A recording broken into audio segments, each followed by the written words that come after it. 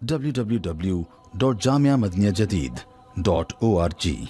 WhatsApp group number +92 333 424 9302.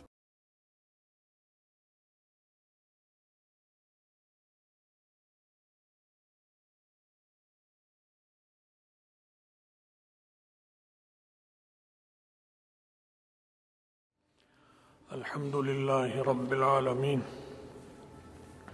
والصلاة والسلام على خیر خلقہ سیدنا و مولانا محمد وآلہ واصحابہ اجمعین، اما بعد۔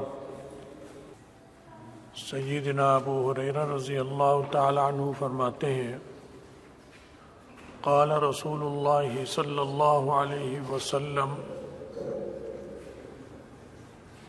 کہ آقا نامدار صلی اللہ علیہ وسلم نے فرمایا ہے، من صام رمضان ایمانا واحتسابا غفر له ما تقدم، کہ جس نے رمضان کے روزے ایمان کی حالت میں رکھا اور صرف اللہ کے لیے رکھا، احتسابا، کہ اس کا اجر ثواب، اس کا حساب اور کتاب، اس کا لینا دینا یہ میرا اور اللہ کا ہے اور کسی سے میرا واسطہ نہیں، اس پہ اجر ثواب میں اللہ سے لوں گا، نہ اس کا اجر ثواب ماں باپ سے لینا ہے، نہ کسی استاد سے، نہ دوستوں سے کوئی تعریف اور داد یا انعام مجھے نہیں چاہیے، صرف مجھے اللہ سے اس کا اجر لینا ہے۔ تو دو چیزیں ہوں، ایک حالت ایمانی ہو کہ ایمان ہو اس کے دل میں، دوسرا دل کی جو حالت ہے وہ یہ ہو کہ رکھا کیوں ہے۔ ایک روزہ رکھنا ہے، یہ تو رکھے ایمان کی حالت میں، ایک ہے کہ رکھنا کس لیے ہے، وہ احتساب کے لیے، کہ صرف اللہ کو خوش کرنے کے لیے رکھ رہا ہوں اور اس کا اجر میں اللہ سے لوں گا اور کسی سے نہیں لوں گا۔ تو اگر روزہ رکھتا ہے اور ایمان نہیں ہے اور کہتا ہے اجر صرف اللہ سے لوں گا، جیسے ہندو بھی رکھتے ہیں روزے، بڑی بڑی ریاضتیں کرتے ہیں، عیسائی بھی رکھتے ہیں، اور ہمارے روزے سے زیادہ سخت روزہ ہوتا ہے ان کا، 24 گھنٹے کا ہوتا ہے، یہودی بھی کرتے ہیں، قادیانی بھی رکھتے ہیں۔ تو روزہ تو ہے یہ، لیکن ایمان نہیں ہے، تو ایسے روزہ کوئی اعتبار نہیں۔ ایمان کی حالت میں روزہ ہے، اور اگر ایمان تو ہے لیکن احتساب نہیں ہے مومن، نہ ہندو ہے، نہ سکھ ہے، نہ قادیانی ہے، نہ عیسائی، نہ یہودی، مسلمان ہے، لیکن اللہ کے لیے نہیں رکھتا روزہ، دکھاوے کے لیے، اس کو بھی بتاتا ہے، حالانکہ سب کو پتہ ہے روزہ ہے، آج رمضان میں ہر مسلمان روزے دار ہی ہوتا ہے، لیکن یہ اس لیے ظاہر کرتا ہے، شہری کرتا ہے، آس پاس ساتھیوں کو دکھانے کے لیے، یا سحریاں کرواتا ہے، وہ بھی اسی میں شامل ہو جائے گا، تو اس کے لیے یہ انعام نہیں ہے اللہ کا، یہ اس کے لیے ہے کہ ایمان بھی ہو اور اخلاص بھی ہو۔ ایمان کی حالت میں اور اخلاص کے ساتھ جب روزہ رکھے گا تو اس کا انعام کیا ہے؟ حدیث میں آتا ہے غفر له ما تقدم من ذنبه، اس کے جو پہلے گناہ ہیں وہ سب معاف کر دیے جائیں گے۔ تو گناہ کا معاف کرنا یہ کسی کی طاقت نہیں ہے کہ وہ معاف کر دے۔ ماں باپ بھی اللہ سے تو کہہ سکتے ہیں کہ اللہ اس کے گناہ معاف کر دے، میرے بیٹے کے، میری بیٹی کے، اور بیٹا بیٹی بھی اللہ سے کہہ سکتے ہیں اللہ میرے ماں باپ کے گناہ معاف کر دے، لیکن خود وہ معاف کر دے یہ طاقت نہیں ہے۔ نہ بادشاہ میں، نہ ماں باپ میں، نہ پیر میں، نہ مرید میں، کہ پیر مرید کے گناہ معاف کر دے یا مرید پیر کے معاف کرا دے۔ وہ اللہ سے ہی کہے گا، پیر بھی اللہ سے کہے گا اے اللہ مجھے بھی معاف کر، میرے مرید کو بھی معاف کر دے۔ استاد بھی اللہ سے کہے گا اے اللہ مجھے بھی معاف کر دے، میرے شاگرد کو بھی معاف کر دے۔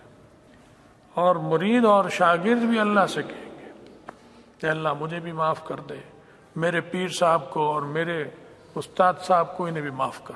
اللہ سے تو کہہ سکتے ہیں، خود کر ہی نہیں سکتا کوئی یہ کام۔ خود رسول اللہ صلی اللہ علیہ وسلم کی خدمت میں مختلف لوگ آتے تھے، تو کہیں حدیث میں یہ نہیں ملے گا کہ جو لوگ آئے اور گناہ گار آئے اور کہا کہ حضرت گناہ ہو گیا، تو یہ کہیں جملہ نہیں ملے گا کہ آپ نے یہ فرمایا ہو کہ میں نے تیرے گناہ معاف کر دیے، حالانکہ ان سے بڑا تو کوئی بھی نہیں ہے نبی علیہ السلام۔ یہ آتا ہے کہ آپ نے دعا کی اس کے لیے کہ اے اللہ اس کی مغفرت کر دے، اے اللہ اس کا گناہ معاف کر دے، لیکن یہ جملہ آپ نے ارشاد فرمایا ہو کہیں، نہ قرآن میں نہ حدیث میں، یہ ہے ہی نہیں، کیونکہ سوائے اللہ کی یہ طاقت کسی کے پاس نہیں ہے۔ تو یہ اتنا بڑا انعام ہوگا جو اخلاص سے روزہ رکھے گا کہ اس کے پچھلے سارے گناہ معاف ہو جائیں گے۔ لیکن گناہ کون سے معاف ہوں گے؟ ایک ہوتے ہیں گناہ صغیرہ، ایک ہے گناہ کبیرہ۔ تو گناہ صغیرہ تو سارے معاف ہو جائیں گے، چاہے یہ مغفرت کی دعا کرے یا نہ کرے، جب یہ کام کرے گا تو گناہ صغیرہ معاف ہو جائیں گے۔ لیکن گناہ کبیرہ وہ تب معاف ہوں گے جب یہ کام بھی کرے، ساتھ ساتھ اپنے گناہوں کی اللہ سے معافی بھی مانگتا رہے کہ میں نے گناہ کیا یا اللہ، یہ فلاں گناہ شراب کا، جوئے کا، رشوت کا، بدکاری کا، بد نظری کا، کیونکہ بد نظری کی عادت اگر ہو جائے تو یہ گناہ کبیرہ بن جاتا ہے۔ کبھی کبھی ہو گئی، معافی مانگتا ہے، اللہ معاف کر دیتے، لیکن اس کو چسکا پڑ گیا اس کا، اللہ تعالیٰ بچائے اس کی بیماری سے، جاتا ہے بیٹھتا ہے ایسی جگہوں پہنچتا ہے اور اس کو اس میں مشغول ہوتا ہے، اسے مشغلہ بنا رکھا ہے، اس کا چسکا لت پڑ گئی اس کی۔ تو جب تک اللہ سے ساتھ معافی نہیں مانگے گا، صرف روزہ رکھنے سے یہ معاف نہیں ہوگا۔ تو یہ تو گناہ صغیرہ اور کبیرہ کا بتا دیا۔ ایک ہے گناہ ایسے جن کا تعلق اللہ سے ہے، اور ایک ہے ایسے جن کا تعلق بندے کے سے ہے۔ تو اللہ سے متعلق جو گناہ ہیں، حقوق اللہ جسے کہتے ہیں، وہ معاف ہو جائیں گے، لیکن جو بندوں سے متعلق گناہ ہیں وہ ہرگز معاف نہیں ہوں گے، وہ توبہ کرنے سے بھی معاف نہیں ہوں گے۔ روزہ بھی رکھ رہا ہے، توبہ بھی کرتا ہے، اللہ فلاں کا مال چرا لیا تھا، زمین مار لی تھی، حق مار لیا، معاف کر دے، نہیں ہوگا۔ جب تک اس بندے کو وہ معاف کو چیز واپس نہیں کرے گا اور اس سے پہلے معافی نہیں مانگے گا، پھر اللہ سے مانگے گا تو معاف ہوگا، ورنہ معاف نہیں ہوگا۔ تو حقوق العباد جو ہے انہیں ہم نے کھیل بنا لیا، اور یہ جو حدیثیں ہم گناہ معافی کی سنتے ہیں اس میں ہم حقوق العباد کو بھی شامل کر کے خوش رہتے ہیں اور دھوکے میں رہتے ہیں، اور جب آنکھ بند ہوگی تو کوئی آگے بہت برا حشر ہوگا، کوئی سمجھے گا میں معاف کرا چکا ہوں، میں حج میں معاف کرا چکا، میں عمرے میں معاف کرا چکا۔ ہرگز معاف نہیں ہوگا، بندے کا حق معاف نہیں، چاہے وہ بندہ اس کا رشتہ دار ہو، چاہے غیر ہو، چاہے بیوی ہو، چاہے شوہر ہو۔ اگر شوہر کے حق میں گناہ کیا ہے بیوی نے، تو جب تک اللہ سے اس کی معافی نہیں مانگے گی، شوہر سے بھی معافی نہیں مانگے گی، اس کا حق اسے واپس نہیں کرے گی، اللہ بھی معاف نہیں کرے گا۔ ایسے ہی شوہر کو، ایسے ہی بھائی بہنوں کو، کہ بہن کو اس کا حق واپس بھی کرے اور اس سے معافی بھی مانگے، پھر اللہ سے معافی مانگے، اب معاف ہوگا۔ تو ہم نے دین کو کھیل مذاق بنا لیا۔ اللہ چونکہ بے نیاز ہے تو اللہ سے اس کے چیز کی معافی مانگ لو، معاف کر دے گا۔ نیک کام کر لیے گناہ صغیرہ ویسے ہی معاف کر دے گا، وہ بے نیاز ہے۔ لیکن آپ کی بہن تو بے نیاز نہیں ہے، آپ کا بھائی بے نیاز نہیں ہے، آپ کی بیوی اور آپ کا جو شوہر ہے اور آپ کی جو بہنیں ہیں اور آپ کی جو اولاد ہے وہ بے نیاز نہیں ہے، سب محتاج ہیں۔ تو ان کا اگر نقصان کیا تو ان کا دل دکھایا ہے، انہیں تکلیف پہنچائی ہے، ان سے معافی مانگو، حق بھی واپس کرو۔ واپس نہیں کر سکتے تو ان سے معاف کراؤ. اگر معاف کر دیا اس نے وہ بھی دل سے تو پھر تو بات ٹھیک بن جائے گی. اگر اوپر سے معاف کر دیا اس نے کہ میں تیرا دیکھتا آیا ہوں، میں تیرا چچا ہوں، میں تیرا ماموں ہوں، معاف کر دینا، اور لحاظ میں اور دباؤ میں اور اس میں اور اس میں اس نے کہہ دیا کر دیا اور دل سے نہ کیا، معاف نہیں ہوگا. مہر نہیں دیا بیوی کو، معاف نہیں ہوگا. چاہے 1000 روزے رکھے دینا پڑے گا، ورنہ قیامت کے دن دینا پڑے گا. اگر اس نے دل سے معاف کیا، یہ اسے پتہ ہے اور اللہ کو پتہ ہے، آپ کو نہیں پتہ، پھر تو خلاصی ہو جائے گی. اور روم میں ویسے ہی کر دیا کہ یہ تنگ کرے گا مجھے، معاف نہیں کروں گی تو مجھے تنگ کرے گا، دکھی رکھے گا. کہہ دیا ہاں جاؤ میں نے معاف کیا، معاف نہیں ہوگا، کیونکہ اللہ دلوں کا حال جانتا ہے، اس کے قبضے میں سب کے دل ہے. تو ارشاد فرمایا جو ایمان کی حالت میں اور احتساب کے ساتھ روزہ رکھے گا اس کے پچھلے گناہ معاف ہو جائیں گے. من قام ایمانا واحتسابا، اسی طرح جس نے قیام کیا رات کا، تراویح پڑھی، تراویح پڑھنا یہ رات کا قیام ہے، ایمان کی حالت میں اور احتساب کے ساتھ، اخلاص، تو اس کے بھی پچھلے گناہ معاف ہو جائیں گے. یہ وعدہ ہے اللہ تعالیٰ کا، اللہ نے اپنے رسول کے ذریعے کیا ہے. ومن قام لیلۃ القدر ایمانا واحتسابا، اور لیلۃ القدر کو تلاش کیا آخری عشرے میں، ہر رات، ہر طاق رات میں عبادت کی. شاید یہ طاق رات ہو، شاید یہ لیلۃ القدر ہو اور اس میں عبادت کرتا رہا، تو اس کے لیے بھی یہی وعدہ ہے کہ اس کے پچھلے گناہ اللہ تعالیٰ معاف کر دیں گے سارے. تو بس اصل مطلب کیا نکلا؟ معافی. اللہ سے معافی طلب کرنا، استغفار چاہنا، مغفرت چاہنا، اس میں مشغول رہنا چاہیے ہمیں.